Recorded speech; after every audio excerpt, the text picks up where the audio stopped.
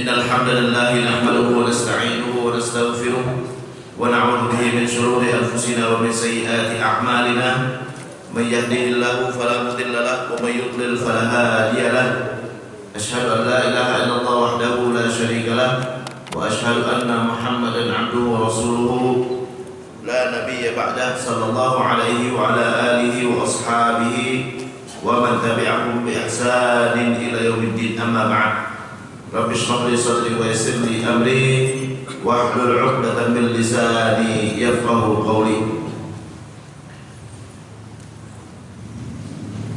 Para pengurus, para pemuka masyarakat, asatidzah, alim ulama, bapak-bapak, ibu-ibu, para hadirin dan hadirat yang mudah-mudahan Allah limpahkan rahmat kepada kita semua. Allah berikan kesehatan kepada kita, Allah bahagiakan hati kita, Allah ampuni dosa kita. Amin ya rabbal alamin. Alhamdulillah, segala puji bagi Allah Subhanahu wa taala. Pagi ini kita masih diberikan kemudahan oleh Allah untuk dapat menjalankan kewajiban kita sebagai hamba-Nya, yaitu salat subuh berjamaah. Mudah-mudahan amal ibadah kita diterima Allah Subhanahu wa taala. Amin ya rabbal alamin.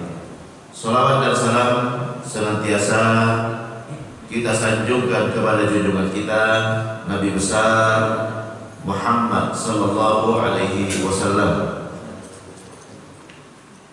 Hari ini kita meneruskan kajian sebelumnya, masih di bab sabar. Masuk kepada hadis yang kedua atau hadis yang ke-26. Hadis yang kedua dari bab sabar dan hadis yang ke-26 dari awal kitab Riyadhus Shalihin. Wa an Abi Sa'id Sa'd bin Sinan Al-Khudri radhiyallahu anhuma anna nasan min al-ansar sa'alu Rasulullah sallallahu alaihi wasallam fa'atahum thumma sa'aluhu fa'atahum hatta nafida ma 'indahu faqala lahum hina anfaqa kulla shay'in biyadihi ma yakun min khairin falan addakhirahu ankum wa man yasta'fif yu'iffuhu Allah wa man yastaghni yughnihi Allah wa man yatasabbar yusabbirhu Allah wa ma u'tiya ahadan ata'an khairan wa awsa' min as-sabri. Muttafaqun alaih. Ini hadis terkait dengan sabar dalam kemiskinan, ya. Sabar dalam ketidakpunyaan. Hadis ini diriwayatkan dari Abu Sa'id Sa'ad bin Sinan Al-Khudri, sahabat Rasulullah sallallahu alaihi wasallam. Beliau termasuk sahabat yang banyak meriwayatkan hadis. Kalau tidak salah jumlah hadis yang diriwayatkan sampai 500-an, ya, antara 500 sampai 1000 hadis. Anna nasan minal ansar, anna sesungguhnya, nasan orang-orang atau beberapa orang, minal ansar dari kaum Ansar. Sa'alu Rasulullah sallallahu alaihi wasallam, sa'alu mereka meminta kepada Rasulullah sallallahu alaihi wasallam, meminta diberikan sedekah atau infak. Fa'atahu, maka Rasulullah berikan kepada mereka. Tsumma, kemudian sa'aluhu, mereka memintanya lagi, meminta kepada beliau lagi. fa'atahum hatta nafida ma 'indahu. Rasulullah berikan kepada mereka sampai habis, hatta nafida, sampai habis ma 'indahu, apa yang ada pada Rasulullah sallallahu alaihi wasallam. Faqala lahum, maka Rasulullah berkata kepada mereka, hina anfaqa kulla syai'in bi yadihi, tatkala Rasulullah telah menginfakkan, telah mengeluarkan apa yang ada di tangan beliau. Ma yakun min khairin falan addakhirahu ankum, tidaklah dari kebaikan atau harta sekali-kali tidak aku simpan dari kalian, artinya enggak aku sembunyikan dari kalian. Wa may yasta'fif yu'iffuhullah, siapa yang menjaga kehormatannya maka Allah jaga kehormatannya. Siapa yang menjaga kehormatannya dan tidak minta-minta, maka Allah akan jaga kehormatannya. Wa may yastaghni, siapa yang merasa cukup, qanaah, yughnihillahu, maka Allah berikan kecukupan kepadanya.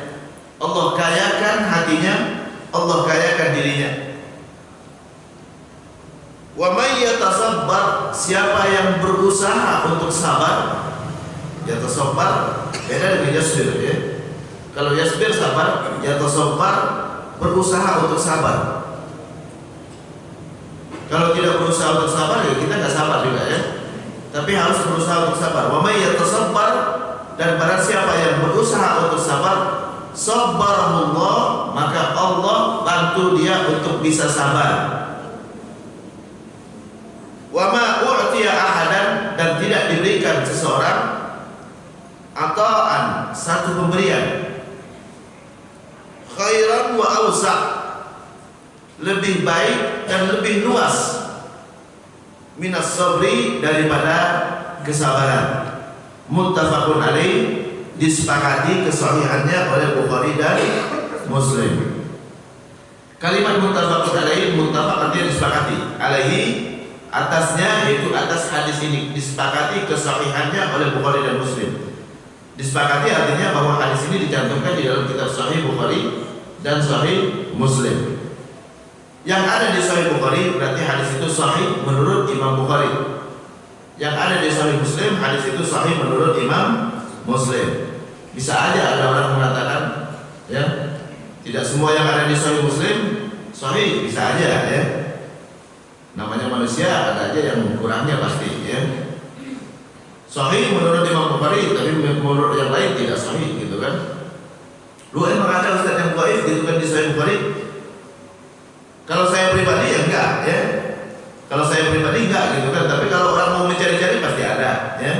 Kalau mau mencari-cari pasti ada, karena di Sahih Bukhari itu ada 159 hadis tidak ada sanad sama sekali. Enggak pakai sanad sama sekali, langsung qala Rasulullah sallallahu alaihi wasallam. Ada 129 hadis, ulama masih berdebat itu hadis masuk sahih atau tidak. Karena kalau sahih sanadnya harus lengkap, gitu kan. Tapi kalau enggak ada sanadnya, ya, bisa sahih bisa tidak, gitu kan. Tapi mayoritas ulama mengatakan, kenapa Imam Bukhari tidak mencantumkan sanadnya? Karena dia sudah cantumkan di kitab-kitab yang lain. Yang kedua, karena hadisnya sudah terkenal, tidak perlu dia cantumkan sanadnya, ya. Jadi itu yang ketiga adalah Imam Bukhari bukan untuk dalam rangka menyebutkan hadis itu cuma untuk memperkuat hadis sebelumnya. Jadi itu ada 3 jawaban ulama terkait dengan hadis yang tidak ada sanadnya di Bukhari. Kalau di Muslim sanadnya lebih sedikit, ya, yang hadis yang tidak ada sanadnya lebih sedikit. Cuma ada sekitar 14, ya, 14 hadis yang tidak ada sanad, ya. Jadi kalau belajar ilmu hadis, ya, ada hadis-hadis yang tidak ada sanadnya di Bukhari dan ada yang tidak ada di Muslim. Di Muslim lebih sedikit hadis yang tidak ada sanadnya, tapi kelemahan Imam Muslim, ya, kadang-kadang dia meneliti sanad tapi tidak meneliti matan. Ya, kadang-kadang dia meneliti sanad tidak meneliti matan. Saya contohkan hadis yang tidak ada, yang ada di Muslim tapi didhaifkan sama Bukhari. Kenapa? Karena hadisnya diragukan isinya. Sanadnya sahih gitu kan, bagus semua riwayatnya, tapi isinya, matanya diragukan. Seperti misalnya hadis tentang adanya ayat ya, asrul radha'atin yuharrimna, kana dalam Quran asrul radha'atin yuharrimna fanusikhna biqaulihi khamsul radha'atin yuharrimna.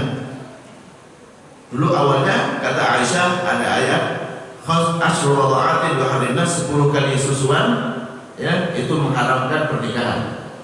Kemudian dinasakh dengan khamsul radha'atin yuharrimna, 5 susuan itu mengharamkan. Ada nggak ayat khamsul radha'atin yuharrimna? Tidak ada kan? Tidak ada dalam Quran. Kalau dinasakh dengan ayat itu harus ada dalam Quran. Makanya Imam Bukhari tidak memasukkan hadis itu di dalam Sahih Bukhari. Tapi Muslim mencantumkan hadis itu. Mencantumkan hadis itu ya. Jadi kadang-kadang Imam Muslim teliti dalam sanad tapi tidak teliti di dalam matan isinya. Isinya nggak dicek lagi, sanadnya sahih gitu kan ya.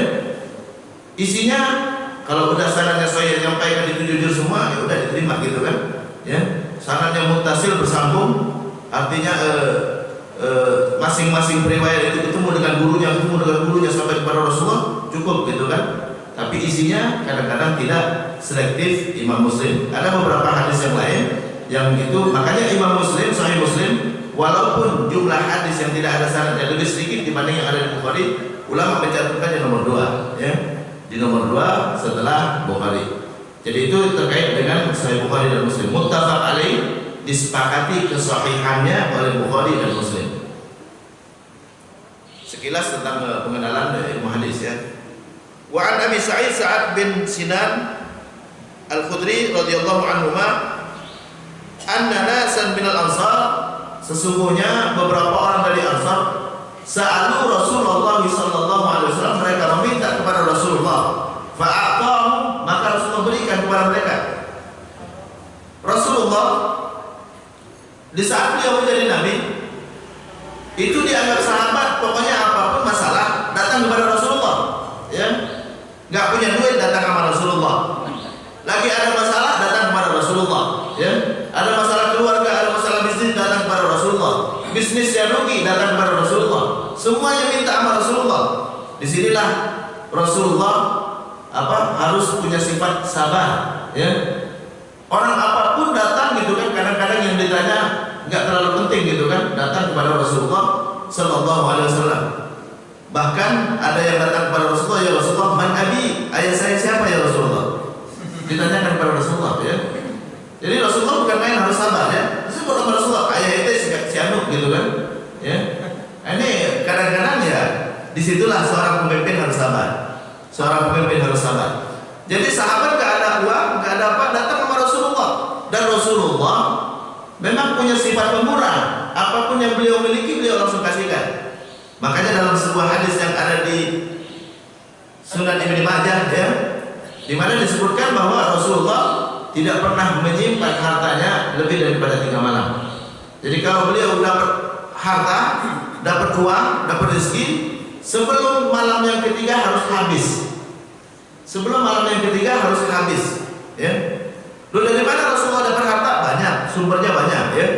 Pertama, kadang-kadang ada orang datang ngasih sedekah gitu kan. Atau Rasulullah dapat rampasan perang, 1/5 jatahnya Rasulullah ya. Annalillahi khumsuhu wa lirrasuli ya. Jadi 1/5 untuk Rasulullah sallallahu alaihi wasallam. Jadi Rasulullah punya hak untuk harta, sehingga kadang-kadang beliau dapat rezeki, tapi tidak sampai 3 malam itu harus habis semua. Salah satu kisah cerita, orang yang diberi amanah oleh Rasulullah untuk membagikan harta beliau itu antara lain adalah Bilal ya. Bilal bin Rabah. Pernah suatu hari Rasulullah SAW didatangi oleh seorang pembesar dari Fadak. Fadak itu daerah orang Yahudi ya. Pembesar Fadak datang kepada Rasulullah SAW, dia bawa hadiah banyak. Hadiahnya berupa 4 ekor unta yang gemuk-gemuk. Di atasnya banyak sekali harta, perhiasan, berlian, makanan gitu kan. Dia bawa kepada Rasulullah, hadiah kepada Rasulullah Sallallahu Alaihi Wasallam. Diterima Rasulullah, diterima. ya. Ini dalil bahwa hadiah orang non-muslim boleh diambil selama itu barang halal, ya.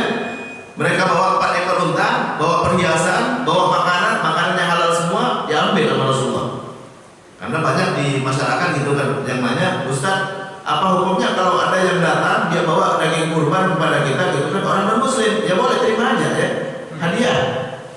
Hadiah untuk dia bukan kurban, tapi hadiah gitu kan. Hadiah kita terima, terus kurbannya atas nama siapa? Atas nama kita lah.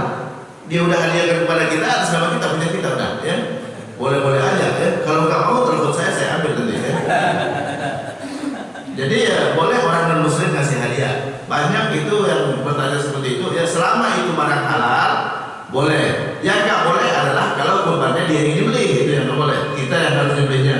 Kita yang dibelinya dengan Bismillah, gitu kan, dengan aturannya sehingga daging itu jadi halal. Jadi boleh, nggak masalah, karena seringkali Nabi menerima hadiah dari orang non-muslim. Setelah Rasulullah dapat hadiah tadi, 4 ekor unta, perhiasan, makanan gitu kan, Rasulullah langsung panggil Bilal. Saat itu Bilal, dia mau keluar kota karena dia punya hutang. Dia punya hutang, minta izin sama Rasulullah, ya Rasulullah saya mau cuti dulu, ya. Cuti dia jadi muadzin, ya. Jadi muadzin itu profesi juga, ya. Ya Rasulullah saya mau cuti dulu, mau keluar kota. Lu kenapa, kata Rasulullah? Saya punya hutang, orangnya datang dulu gitu kan ke saya. Saya harus cari uang dan saya tahu Rasulullah nggak punya, ya. Kalau Rasulullah punya udah pasti dilunasi sama Rasulullah. Akhirnya dia minta izin, ya. Belum dia berangkat datang pembesar Fadak tadi. Nah disinilah bahwa seorang muslim kalau dia punya niat, ya Allah kasih jalan. Datang pembesar Fadak bawa 4 ekor unta, perhiasan, kemudian makanan yang banyak. Rasulullah langsung perintahkan ke sahabat, panggil Bilal, ya. Bilal baru mau berangkat saat itu, ya. Dipanggillah Bilal. Akhirnya Bilal datang, masuk ketok rumah, ya. Ketok rumahnya Rasulullah. Assalamualaikum waalaikumsalam. Setelah masuk, ditanya sama Rasulullah, "Madza ra'aita?" Apa yang kita sudah lihat tadi di depan rumah saya, ya? Apa yang kita sudah lihat? Saya lihat ada 4 ekor unta, di atasnya banyak sekali perhiasan, banyak sekali makanan. Ambil semua, kata Rasulullah. Lunasi hutangmu. Kalau masih ada sisa, aku nggak mau lihat lagi. Engkau bagikan, cari fakir miskin, saya nggak mau lihat lagi itu barang, ya. Jadi subhanallah, itulah kebiasaan Rasulullah, ya. Jadi akhirnya Bilal lunasi hutangnya dan masih tersisa banyak, ya. Dan setelah itu dia pun cari-cari orang yang miskin, orang yang fakir, orang yang membutuhkan, dia bagikan gitu kan. Ternyata nggak habis 1 hari. Isya hari itu juga, pas Isya, Bilal, ini hadis ada di Sunan Abi Dawud, ya, ada di Sunan Abi Dawud. Pas Isya, Bilal balik ke balik ke masjid, gitu kan, laporan kepada Rasulullah, ditanya kepada Rasulullah, "Madza fa'alta bima a'taituka iyyah?" Apa yang ente sudah lakukan tentang barang yang saya kasihkan kepada ente? Belum habis ya Rasulullah. Kalau begitu, kata Rasulullah, saya akan berada di masjid ini dan gak akan pulang ke rumah sampai saya dengar bahwa berita bahwa itu sudah habis. Malam berikutnya saat Isya, dia laporan lagi kepada Rasulullah, belum habis ya Rasulullah. Saya akan tetap ada di masjid ini dan i'tikaf di sini, gitu kan, sampai aku dengar bahwa itu barang sudah habis. Malam yang ketiga, baru setelah dia Bilal balik lagi melaporkan bahwa hartanya semua sudah habis, sudah dikasihkan semua, Rasulullah langsung bertakbir, Allahu Akbar, ya, Allahu Akbar, Alhamdulillah, gitu kan, hartaku sudah habis dibagikan, gitu kan. Kalau kita Alhamdulillah, ya nggak ada yang kita minta saya. Terbalik kita sama Rasulullah, ya, Alhamdulillah, gitu kan, Allahu Akbar, kata Rasulullah. Malam itu juga 3 malam Rasulullah nggak mendatangi istrinya, digilir semua. Yang jatahnya di 3 malam yang pertama itu digilir semua. Kata Bilal, aku melihat Rasulullah mendatangi istri-istri beliau, ya, dikodok semua, ya. Jadi itulah Rasulullah, subhanallah, ya. Jadi beliau gak akan tenang kalau hartanya masih ada. Tapi kalau kita terbalik, ya, terbalik. Makanya Rasulullah banyak sekali yang datang, bahkan orang non-muslim sekalipun, ya. Orang non-muslim sekalipun datang kepada Rasulullah, dikasih sama Rasulullah. Pernah suatu hari Rasulullah lagi bawa kambing mau kurban. Tiba-tiba ada seorang non-muslim, ya, kalau nggak salah Sofwan bin Umayyah, sebelum dia masuk Islam. Dia datang kepada Rasulullah, "Ya Muhammad, Atini ma indak, kasihin saya lah barang yang ada di itu. Ya, kambing. Rasulullah lagi bukan kambing. Khud, kata Rasul, ambil. Ambil. Ini menunjukkan bahwa orang muslim boleh kasih hadiah kepada orang non muslim, ya. Tapi karena udah dihadiahkan bukan jadi kurban lagi tuh, ya. Bukan jadi kurban lagi karena udah dihadiahkan. Jadi boleh kita kasih hadiah, ya. Islam enggak melarang dalam hal muamalat sama. Muslim dan muslim sama dalam hal muamalat, kita boleh ngasih, boleh dikasih selama barang itu halal. Ya, yang enggak boleh kita ngasih barang yang enggak halal atau dikasih barang yang enggak halal. Selama itu halal maka dibolehkan. Jadi Rasulullah enggak beda-bedakan, ya. Orang muslim datang minta dikasih sama Rasulullah. Terkait muamalat sama semua, ya. Sama semua, boleh kita kasih kepada orang muslim, boleh kita kasih kepada orang muslim. Cuman kalau ada dua pilihan, muslim non muslim, muslim duluan tentu, ya, karena dia punya hak lebih daripada orang non muslim. Orang muslim punya hak dia sebagai saudara sesama Islam, ya, sebagai orang yang membutuhkan, gitu kan. Orang non muslim mungkin kalau dia membutuhkan dia sebagai orang yang membutuhkan, tapi bukan saudara kita sebagai orang sesama agama. Jadi punya hak orang muslim lebih banyak ketimbang orang non muslim. Fa'atahum, maka Rasulullah memberikan kepada mereka. Tsumma sa'alu, kemudian datang lagi nih orang, minta lagi kepada Rasulullah. Fa'atahum, Rasulullah kasihkan kepada mereka, ya. Enggak komentar apa-apa Rasulullah. Nah itulah Rasulullah kalau datang kepada mereka orang yang membutuhkan, walaupun udah bolak-balik kepada Rasulullah, Rasulullah enggak komentar sama sekali, ya. Ente datang minta dulu gitu kan, ya. Enggak, itulah akhlaknya Rasulullah. Sa'aluhu, minta kepada Rasulullah, fa'atahum, Rasulullah beri lagi. Fa'atahum hatta sampai nafida ma'indahu, habis apa yang ada pada Rasulullah. Enggak ada sisanya sama sekali. Makanya jarang sekali Rasulullah di rumahnya itu banyak makanan, ya. Paling makanan cukup buat hari itu. Di Sunan Ibnu Majah, Umar bin Khattab pernah suatu hari datang kepada Rasulullah, ke rumahnya Rasulullah. Dia masuk ke rumahnya Rasulullah, kemudian dia lihatin rumahnya Rasulullah. Barangkali rumahnya Rasulullah itu banyak perhiasan, banyak apa gitu kan, banyak hiasan dinding gitu kan, ya, banyak ukir-ukiran gitu kan. Ternyata rumahnya Rasulullah kosong. Kata Umar bin Khattab, rumah Rasulullah kosong, nggak ada hiasan dinding kecuali kulit yang sudah dibersihkan, kulit yang sudah disamak, ditempelkan ke dinding, itu aja. Wah, barangkali Rasulullah nyimpan makanan yang banyak, hiasan dinding nggak ada, makanan yang banyak mungkin. Umar pun ngeliat-ngeliat di pinggir rumahnya gitu kan, loh, rumahnya Rasulullah itu kecil kan, jadi gampang dilihatin. Loh, nggak ada apa-apa, yang ada cuma satu sok gandum. Satu sok itulah zakat fitrah itu, ya. Satu sok gandum, yaitu kira-kira 2 kilo 200, ya. Bukan 2 kilo setengah sebenarnya, 2 kilo 200, ya. Cuma kita genapkan jadi 2 kilo setengah. Jadi 2 kilo 200, ya, itu satu sok itu, ya, gandum. Cuma itu. Barangkali mungkin permadani yang tebal di rumahnya Rasulullah. Dia lihat lagi, ya. Dia lihat barangkali permadani semua yang harganya mahal, yang tebal-tebal gitu kan. Ternyata di rumahnya Rasulullah tidak ada apapun kecuali tikar tempat tidurnya Rasulullah yang sangat kasar. Itu yang cerita Umar bin Khattab. Langsung dia meneteskan air mata, ya. Rasulullah menyaksikan itu, Rasulullah bertanya, ya Umar, wa ma abka ya Umar, wa ma abka ya Umar, apa yang membuat ente menangis? Kata Umar, ya Rasulullah, ente, ya, engkau adalah orang yang paling mulia, yang Allah sudah siapkan makam yang tinggi di sisi Allah Subhanahu wa taala. Dosamu sudah diampuni, engkau kekasih Allah wa safiyuhu, dan pilihan Allah Subhanahu wa taala. Engkau hidup dengan cara yang sangat prihatin seperti ini. Sampai netes air mata Umar, ya. Ya Umar, kata Rasulullah, tidak ada orang yang menderita hidup di dunia karena Allah Subhanahu wa taala, melainkan Allah sudah siapkan gantinya di akhirat nanti. Jadi nggak ada orang yang menderita di dunia karena Allah Subhanahu wa taala, melainkan Allah sudah siapkan gantinya. Jadi tidak ada yang sia-sia sama sekali. Kalau kita hidupnya menderita, banyak masalah terus gitu kan, uang kadang-kadang ada, kadang-kadang enggak gitu kan, sudah Allah siapkan gantinya kalau kita sabar. Kalau kita sabar billahi ta'ala, kita sabar karena Allah Subhanahu wa taala, maka Allah sudah siapkan gantinya. Itu kata Nabi Sallallahu Alaihi Wasallam. Ini hadis ada di Sunan Ibnu Majah di kitab Zuhud, di kitab Zuhud ya. Jadi itulah teladan Rasulullah Sallallahu Alaihi Wasallam. Hatta nafida ma'indahu, sampai habis apa yang ada pada beliau. Jadi beliau nggak pernah nyimpen harta gitu kan. Semuanya Allah Rasulullah kasihkan. Bahkan kadang-kadang ada orang yang mau nikah nggak punya mahar, nggak punya mas kawin, minta sama Rasulullah juga ya. Ini hadis ada di Sunan Abi Daud.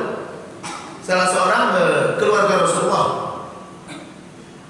kalau nggak salah Al-Fadl bin Abbas ya, dia datang kepada Rasulullah SAW, ya Rasulullah, ente tahulah saya usianya sudah berapa gitu kan, saya mau menikah sementara orang tua saya nggak punya apa-apa ya, nggak punya apa-apa.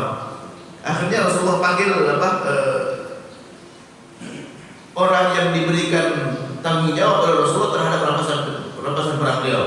Kata Rasulullah, ini kasihkan ya, kasih dia apa yang dia inginkan. Datang lagi satu orang yang lain gitu kan, sama minta dinikahkan juga, nggak punya mahar, orang tuanya miskin gitu kan. Akhirnya Rasulullah panggil lagi sahabat ya, ini yang bisa dikasihkan pekerjaan nggak ya, kasih pekerjaan.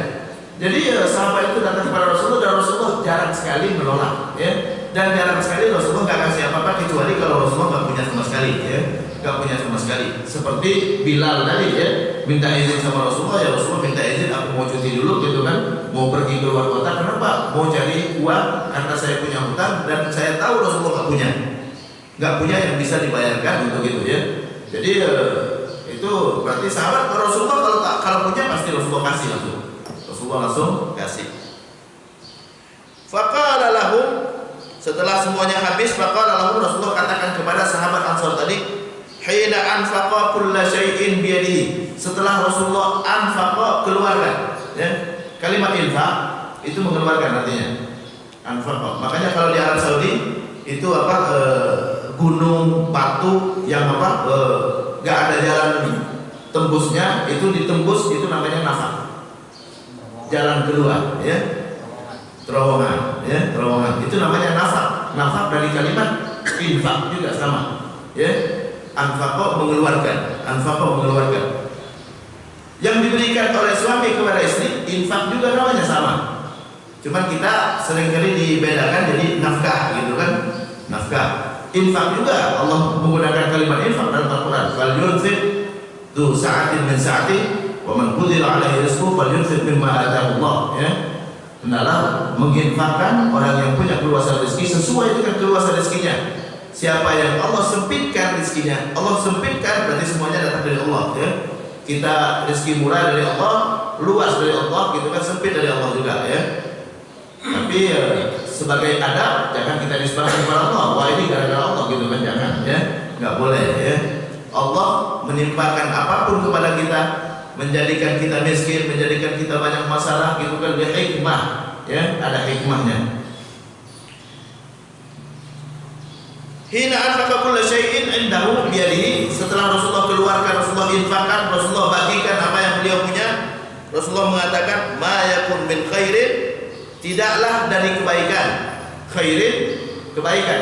Kebaikan ini dalam Al-Quran juga dinamakan dengan harta ya. Harta sering dinamakan dengan khairun ya.